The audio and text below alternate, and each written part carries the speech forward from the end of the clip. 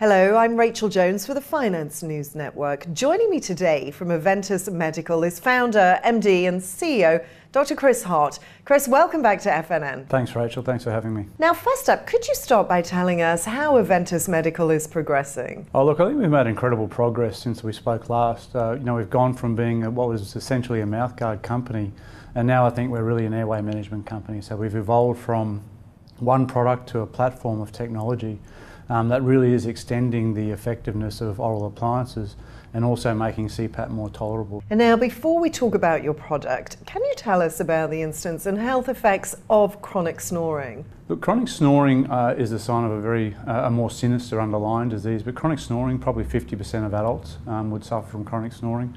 It's a sign of obstructive sleep apnea, and in terms of obstructive sleep apnea, around about 34% of adult males and 17% of adult females would suffer from OSA, and it's a very serious disease with some very serious long-term health effects. In the short term, it can cause increased risk of accident, workplace health and safety and loss of productivity. In the long term, hypertension, diabetes, cardiovascular risk and depression. So, the economic costs and the health economic costs are in the multi-billion dollars just in Australia alone. It's a massive problem. And now let's talk about the O2 vent. Can you bring us up to date on sales? Where formerly we were a mouthguard company selling to dentists, I think we really are making a transition now to being an airway management company engaging in the sleep channel. And that's reflected by the fact that we're also moving from an R&D based company to a go-to-market and a sales-oriented company. We've been selling in Australia for the last 2 years, and we've sold a number of devices, 2,000 to 3,000 devices in Australia. We piloted in the US last year. We signed a global distributor in modern dental for the dental channel. With this particular treatment, the dentist is where the device is delivered, but the gatekeepers of the technology are actually the sleep physicians. So now we're starting to work with sleep physicians to write the prescriptions and refer the patients to the dentist to pick up the device. So we would expect to see increasing sales and revenue in the last quarter of this calendar year, but more likely significant growth through calendar year 2019, and I think we're still aiming to reach cash flow positive at the back end of next calendar year. And what can you tell me about product development? We started, as I said earlier, as a mouthguard company 2 years ago. We had a mouthguard with a 3D printed airway in it, or a second nose, and we showed in our clinical studies that was increasing the effectiveness of mouthguards. We then started to look at, well, how can we apply this as a CPAP interface? And we also showed recently that we can eliminate the need for full face masks and reduce the pressure requirements when we use our O2 vent as a CPAP interface or as an adjunct to CPAP. In developing that, we needed to develop a way to control airflow, not just as it goes in at very low resistance to reduce collapsibility, but also to control the bleed.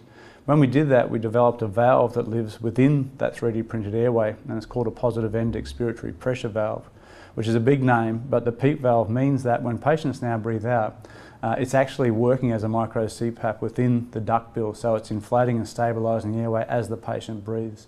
So our first objective was to make oral appliances more effective, and we've done that. We then wanted to eliminate the need for full face masks, which we've also achieved, although we haven't launched that product yet. And now it turns out for the vast majority of patients, over 3/4 of patients, we may not need CPAP anymore. And in fact, we've almost doubled the success rate of oral appliance therapy by incorporating this airway and now these valves within our O2 vent devices. So it really has been a remarkable evolution, and some would say revolution, in terms of the technology. Excellent. Now let's take a look at your finances and the share price. What is your current cash flow position and how far can this take you? Well, at the moment we had just under $10 million in the bank at June 30. Our cash burn historically has been around $2 million a quarter, and it is at the moment as well. Having said that, as I mentioned earlier, we're moving from being an R&D focused company into a go-to-market company, and now addressing the US market in particular, we're hoping to grow revenues over the other side of the Pacific. As we do that, we're going to wind down our R&D costs, which will bring down our fixed costs, and we're becoming more scalable as well.